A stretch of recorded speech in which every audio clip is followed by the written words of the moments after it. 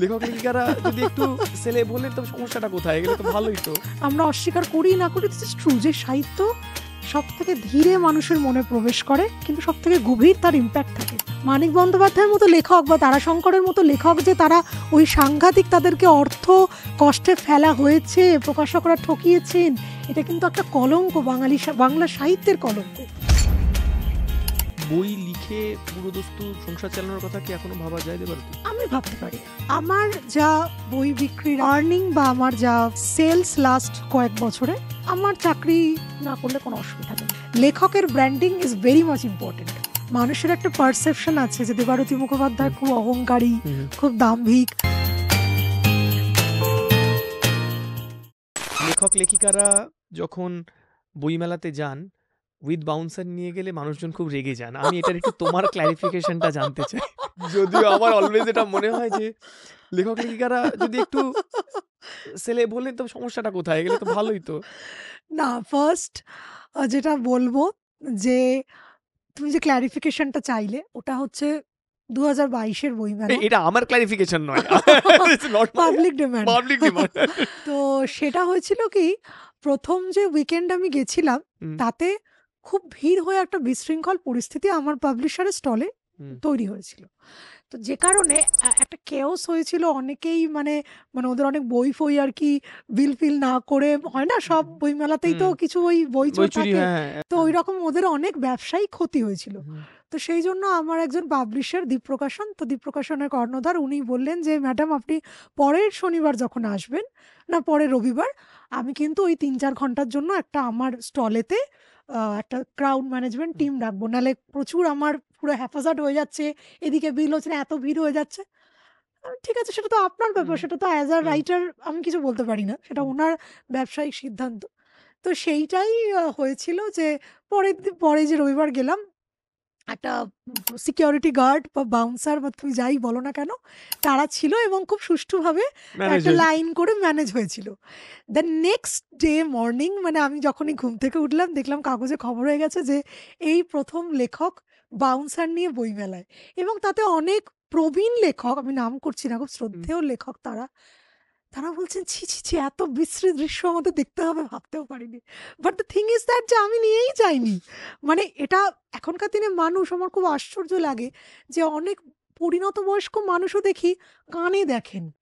এটা খুব অদ্ভুত, মানে নিজেরা দেখলেন না, শুনলেন না, জাস্ট মানে নিজেরা যাচাই করলেন না, একটা কোথাও থেকে শুনে নিয়ে তা দিয়ে একটা নিজের কিছু। আমি যখন whenever I am giving any statement in social media, আমার তো সেখানে একটা ইমেজটা ফ্যাক্টর, যে সেটা কিন্তু আমি লিখছি যদি একজনকে টার্গেট করে, সেটা দেখবে আমার লক্ষ লক্ষ রিডার্স, সেখানে কিন্তু আমার ইমেজটা একটা ম্যাটার করে, আমি যা ইচ্ছে তাই লিখতে পারি না। তো যাই হোক, তখন অনেকে বললেন যে এবার আমি যতই 2-1 বার ক্লারিফিকেশন দিলাম যে এটা ভুল কথা, আমি কেন বাউন্সার নিয়ে যাবো, আমার খেয়ে কাজ নেই, দ্বিতীয় কথা আমার মানে এটা পাবলিশার তার নিজের পয়সায় ওই 2-3 ঘন্টা রেখেছে। তো এনিওয়ে, গুজব তো সবসময় আলোর থেকে বেশি গতিতে দৌড়োয়, তো ন্যাচারালি সেইটাই তারপর থেকে একটা হয়ে গেল। তো তারপর এখন আমি প্রচুর, ধরো জেলা বইমেলা, মহকুমা বইমেলা উদ্বোধন করতে যাই, সেখানে দেখি অনেক পাঠক এসে ভয় ভয় আমার চারপাশে তাকান, আমি বলি যে না, আমার কোনো বাউন্সার নেই। তো এইটাই হচ্ছে ব্যাপার, মানে আমি যাইনি, ওটা আমার পাবলিশার রেখেছিলেন। আর সব থেকে বড় কথা, এটা তো গেল ফার্স্ট, এটা তো হচ্ছে আমার ক্লারিফিকেশন। সেকেন্ড হচ্ছে যে লেখক মানেই যে তাকে একটা ছেঁড়া ধুতি পরে, ছেঁড়া শাড়ি পরে, একটা খুব বিবর্ণ অবস্থায়, যেমন তারাশঙ্কর বন্দ্যোপাধ্যায় বা মানিক বন্দ্যোপাধ্যায়ের যে, ওটা তো লজ্জা বাঙালি জাতির, যে মানিক বন্দ্যোপাধ্যায় মারা যাচ্ছেন, তাকে হসপিটালে নিয়ে যাওয়া ট্যাক্সি ভাড়া টাকা তাঁর স্ত্রীর নেই, এটা আমাদের লজ্জা, এটা কিন্তু গৌরব নয়। মানিক বন্দ্যোপাধ্যায়ের মতো লেখক বা তারাশঙ্করের মতো লেখক যে তারা ওই সাংঘাতিক তাদেরকে অর্থ কষ্টে ফেলা হয়েছে, প্রকাশকরা ঠকিয়েছেন, এটা কিন্তু একটা কলঙ্ক, বাংলা সাহিত্যের কলঙ্ক। তো সেখানে যদি কোনো লেখকের যদি বাউন্সার রাখার প্রয়োজন হয়, মানে যদি আমার পরে অন্য কারুরও হয় বা অন্য যে কোনো লেখকের, তার মানে এতটাই ভিড় হচ্ছে এখনকার দিনে, considering the influx of several OTT channels, এত ভিডিও গেমস, এত সোশ্যাল মিডিয়া, এত রিলস, মানুষের বই পড়া এত কমে যাচ্ছে, মানুষের অ্যাটেনশন এত কমে যাচ্ছে, 30 সেকেন্ডে নতুন কন্টেন্ট তারা দেখছে, মানুষের বই পড়াটার মনোযোগটাই তারা ধরে রাখতে পারছে না। কনসিডারিং দ্যাট সিচুয়েশন, যদি কোনো লেখকের বাউন্সার রাখার মতো ভিড় হয়, সেটা তো বাঙালি জাতির গৌরব। মানে এটা তো ইংলিশে সালমান রুশদির বাউন্সার থাকে, জেকে রাউলিং এর বাউন্সার থাকে, সিকিউরিটি হুম, গার্ড থাকে তাদের হুম, জন্য। এটা যদি আমাদের কোনো, আমি তো রাখিনি, আমি হুম, রাখি না, that's a hmm. Different issue. But ভবিষ্যতে যদি কোনো লেখক বাউন্সার তাকে রাখতে হয় বাংলা সাহিত্যে, আমার থেকে গর্বিত তো অন্তত কেউ হবে না। Because you can't deny the commercial factor না। হুম, হুম, মানে ওই আতলামি করে আর কতদিন চলবে?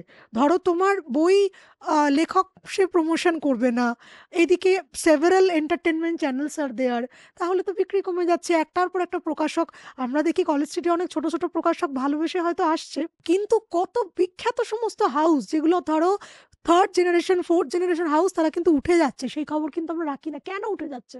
তার কারণ বইয়ের বিক্রি কমে যাচ্ছে, বইয়ের বিক্রি নেই। তাহলে সে প্রমোশনটা একটা প্রমোশন ফ্যাক্টর। নেই হুম, বা বইয়ের বিক্রি নেই, হুম। সেলেবিলিটি নেই।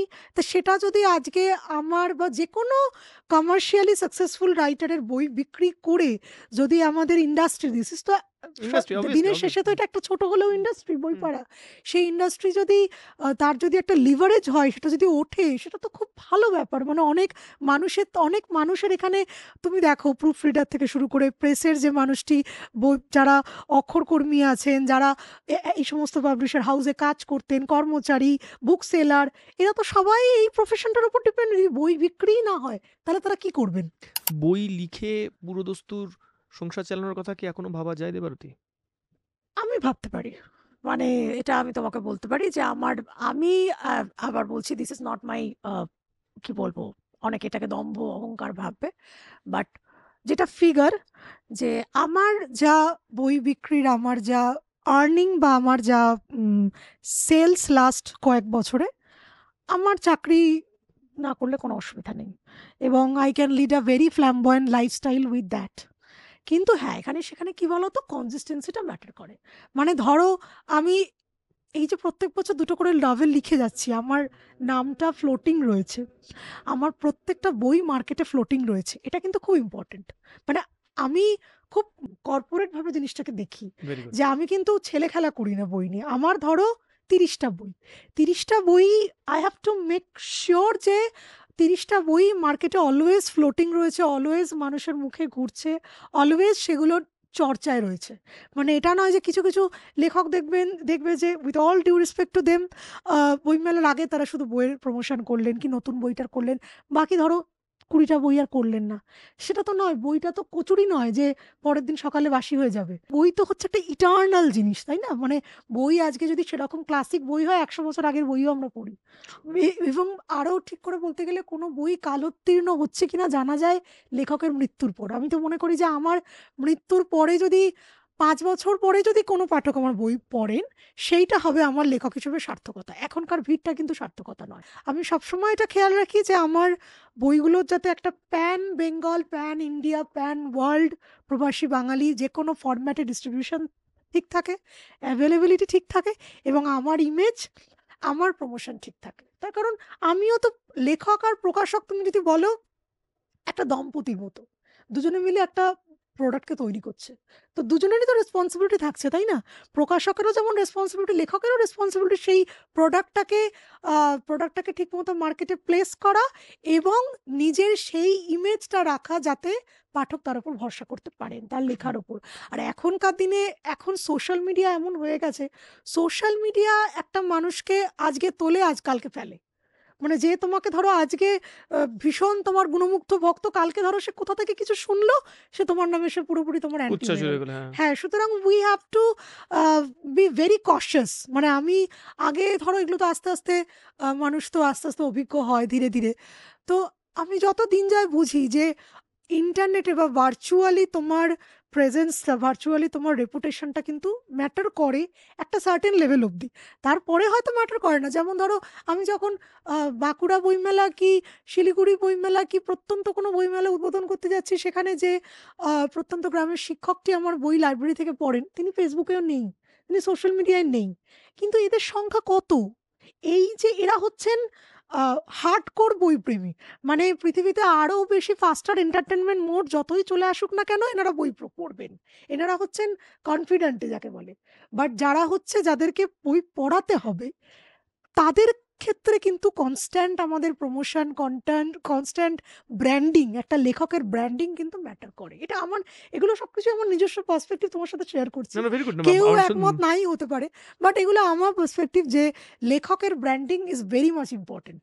একজন লেখকের প্রশ্ন হতে পারে যে প্রথম কাজটা কি আমার, লিখবো এবং তারপরে কি প্রমোশনটা নিয়েও ভাববো, ব্র্যান্ডিংটা নিয়ে ভাববো, প্রকাশক চুজ করব কোনটা? মানে না, প্রথম হচ্ছে পাঠকের প্রতি আমি সৎ থাকবো। পাঠককে কিন্তু আমি ঠকাতে পারি না। মানে এটা অনেক সময় হয় যে যখনই একজন কেউ মানে কমার্শিয়ালি পপুলার হয়ে যায়, প্রকাশকরা প্রচন্ড চাপ দিতে শুরু করেন ন্যাচারালি, যে বই বই দিন, বই দিন, বই দিন। এবার একজনকে দিচ্ছি, আরেকজন দিচ্ছি না, তিনি রেগে যাচ্ছেন। নানা রকম লবি, একটা তো সব জায়গাতেই, সব ইন্ডাস্ট্রিতেই এগুলো চলে। সেক্ষেত্রে কিন্তু নিজের সংযমটা রাখতে হয় যে যেটা আমি, যে বইটা লিখতে যাচ্ছি সেটা কি আমার একদম আল্টিমেট লেখা, না সেটা আমার বাঁ হাতের লেখা। যদিও আমি বাঁহাতি, আমার ক্ষেত্রে বা ডান হাতের লেখা হবে। স্টিল মানে আমি বলতে চাইছি সেটা কি যা হোক তা হোক করে লেখা? নাকি মানে ভালো বই বের করতে হবে বলে লেখা? নাকি সেটা আমার যেটা একদম, আমি যেটা কোনো কিছুতে তো স্যাটিসফ্যাকশন বলে হয় না। আমি মোটামুটি অ্যাট যতই, পার, মানে হ্যাঁ, মোটামুটি অ্যাট পার। মানে ধরো আমি যতই লিখি তা আমার যত যত মানে ২ বছর ধরে লিখলেও তার ১ বছর পরে বইটা পড়লে আমার মনে হবে যে, "এ বাবা এখানটা কেন এরম করলাম? কি এখানটা কেন এরম করিনি?" কিন্তু স্টিল একটা আমার যেটা স্ট্যান্ডার্ড সেটাকে রা রাখছি কিনা। না হলে তো পাঠক মহলকেই যদি আমি প্রতারিত করি, চিটিং করে তো কোনো কেরিয়ার হয় না। চিটিংটা কোনো কেরিয়ারেতেই সাস্টেন হতে দেয় না। তো ওটা আমি খুব কেয়ারফুল থাকতে বলব। ফার্স্ট, যে আমি যেটা লিখতে যাচ্ছি সেটা আমি, তার জন্য যতটা পড়াশুনো দরকার, যতটা আমার আ মানসিক আত্তীকরণ দরকার, যতটা আমার চিন্তন শক্তির স্ফুরণ হওয়া দরকার, সেই লেভেলে আদৌ আমি পৌঁছেছি কিনা। যেমন আমার অনেক প্লট আছে যেগুলো আমি এখন ইচ্ছে করে লিখছি না। আমার মনে হয়েছে আমি সেগুলো ৫০ বছরের পরে লিখব। তার কারণ ৫০ বছরের পরে আমার মধ্যে যে একটা ম্যাচিউরিটি আসবে, কি ৪০ বছরের পরে যে ম্যাচিউরিটিটা আসবে, তখন আমি সেটা লিখব। তো এইটা কিন্তু একটা পাথটা ভেবে নেওয়াটা খুব দরকার। আর তার সঙ্গে প্রচুর পড়া দরকার। মানে বিশেষ করে আন্তর্জাতিক সাহিত্য। মানে বিশ্ব সাহিত্য যদি তুমি দেখো, এটা খুব দুঃখের ব্যাপার যে আজকে রবীন্দ্রনাথ বা মানে আজ থেকে ১-১৫০ বছর আগে মানে ভারতীয় নবজাগরণের সময় বাংলা ভাষা ছিল সবথেকে প্রসপারাস, সবথেকে সমৃদ্ধশালী ভাষা। বাংলা ভাষায় যা লেখা হতো সেটাকে অন্যান্য ভাষারা অনুসরণ করত।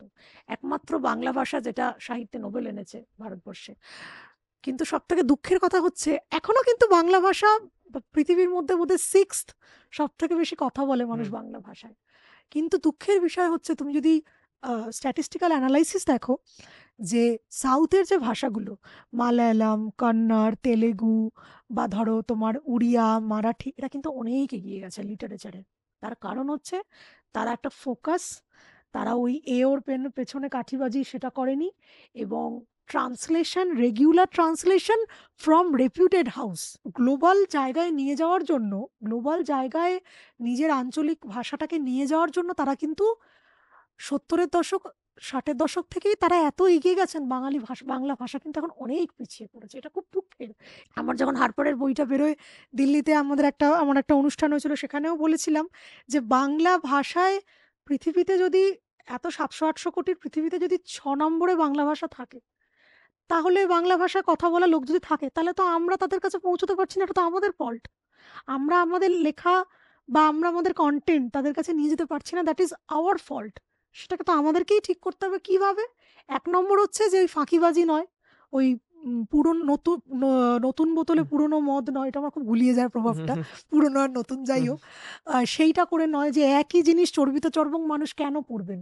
এখন আজ থেকে ৫০ বছর আগে তোমার ঠাকুমা, আমার ঠাকুমা, দিদিমা, এনারা প্রতিদিন দুপুরবেলা খেয়ে দেয়ে উঠে একটা করে উপন্যাস নিয়ে বসতেন। কেন?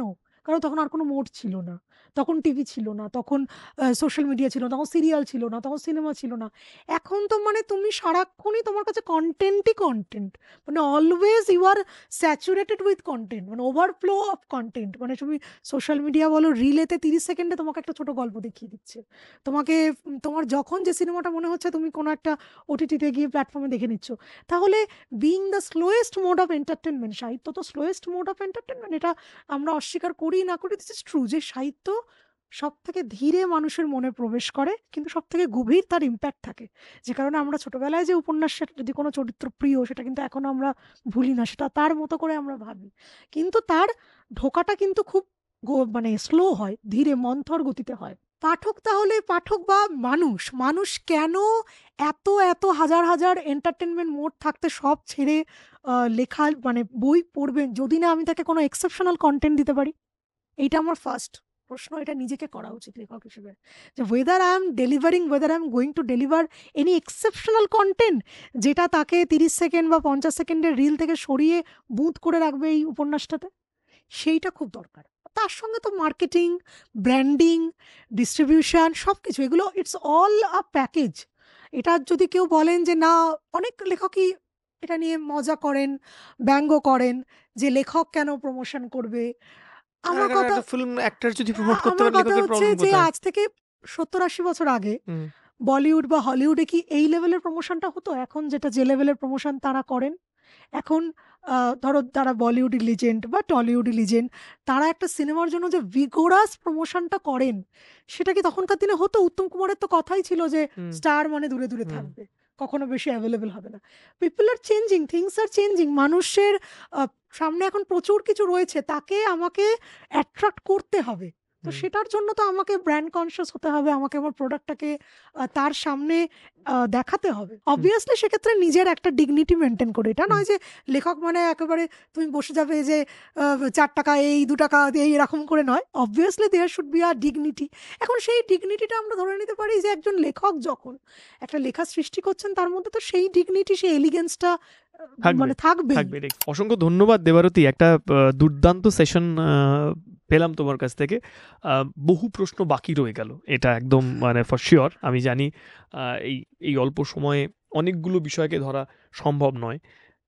একটা পর্ব হয়তো ধরা রইল, পরে কোনো একটা দিন তোমাকে আবার ব্যস্ত করব, আবার তোমাকে উত্ত্যক্ত করে আবার ডেকে আনবো এবং আরেকবার গল্প শুনবো। বহু বহু জায়গা এখনো বাকি রয়ে গেল, এখনো ইন্ডিয়ান পলিটির ব্যাপারে কথাটা শোনা হলো না, এখনো পড়াশুনো নিয়ে কি করে WBCS বা সরকারি পরীক্ষা ক্র্যাক করতে হবে সেই টিপসগুলো নেওয়া হলো না, অনেকগুলো বাকি রয়ে গেল।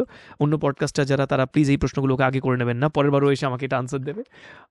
বাট অসংখ্য ধন্যবাদ, তুমি সময় করে এতটা এলে, আমাদের জন্য এতটা সময় দিলে। It's really. তোমাকেও ধন্যবাদ যে মানুষের একটা পারসেপশন আছে যে দেবারতী মুখোপাধ্যায় খুব অহংকারী, খুব দাম্ভিক, বাট বেসিক্যালি যারা আমার সাথে মেশে তারা এটুকু বোঝে যে মানে আইদার আমি তার কাটা, আমি প্রচন্ড কথা বলি এবং অলওয়েজ আমি একটা হ্যাপি মোডে থাকি। তো thank you for giving me that opportunity to clarify some kind of perceptions in some ways. কে শুরুর লাইনে এসে বলবে? Thanks a lot. ভালো থাকবেন, ঠোঁটের কোণে স্মাইলটা এভাবেই পাস অন করতে থাকবেন, এতে সবাই আনন্দে থাকে। আপনার প্রিয় মানুষদের এই ভিডিওটা শেয়ার করে জানাতে পারেন। ইচ্ছে না হলে শেয়ার করবেন না, কি আছে বলুন, আপনি দেখেছেন, এটাই এনাফ। থ্যাংকস আ লট, ভালো থাকবেন।